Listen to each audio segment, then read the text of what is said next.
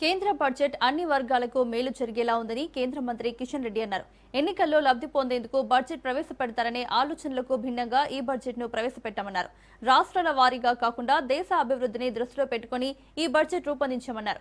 గ్రామ పంచాయతీలు, పట్టణ, స్థానిక సంస్థలకు సరిపడా నిధులను కేటాయించామన్నారు. కేంద్ర ప్రభుత్వం ఆధ్వర్యంలో తెలంగాణలో జరుగుతున్న అభివృద్ధి పనులను ఎలాంటి ఇబ్బంది లేకుండా కొనసాగిస్తామన్నారు. బడ్జెట్ అంటే ఉచితాలు నరేంద్ర మోడీ గారి నాయకత్వంలో గత 12 సంవత్సరాలుగా ఏవైతే ప్రజలకు చెప్తా ఉన్నామో అది చేసి చూపిస్తున్నటువంటి బడ్జెట్. గత 12 సంవత్సరాలుగా సమాజంలోని అన్ని వర్గాలకు మేలు జరిగే విధంగా ఈ యొక్క బడ్జెట్ ప్రవేశపెట్టడం జరిగింది.